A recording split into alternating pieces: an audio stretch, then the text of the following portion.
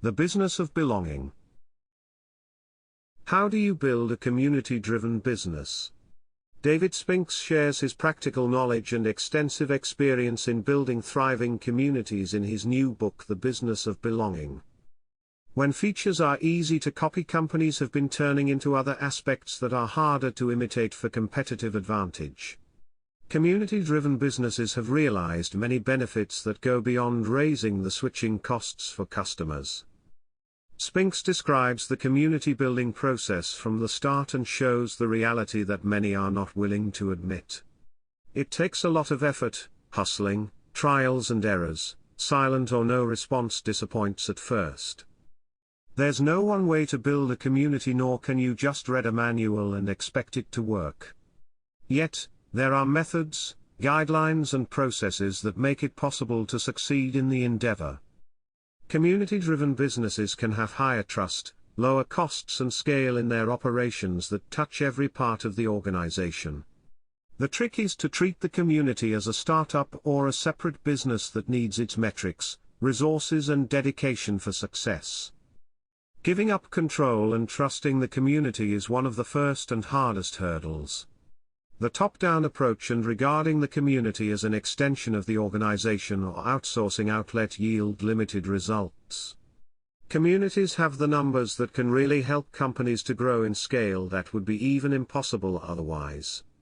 The control should be pushed down to the lowest level possible, where the problems need to be solved, and where the people are the most familiar with the issues. Building communities take time from 6 to 12 months or even longer for starting to realize some business value.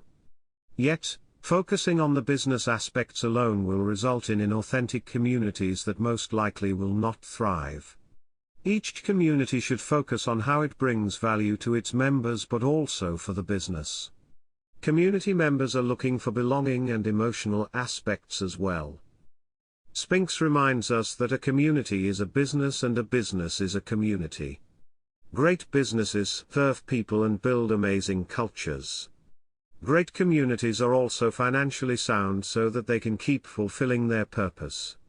To thrive, both need a good reason for their existence, i.e. mission and values, and a sustainable business model for continued operations. The biggest reason communities fail is not lack of engagement but lack of resources. If you cannot measure and show the business benefits, it's hard to secure the resources and keep building the community. You need to be able to show how community engagement impacts companies' growth and revenues. The book introduces spaces: support, product, acquisition, contribution, engagement, success, model for measurable outcomes that communities will drive.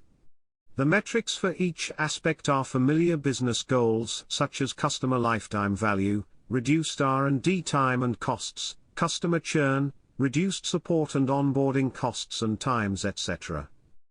For the community and tactical level, the book introduces 2 other frameworks that help to grow and build healthy communities with many practical tips, guides and words of wisdom. If you're thinking of building something together with other people, Spinks has managed to put together an inspirational guide that is a must-read to walk you through the practical steps towards a vibrant community.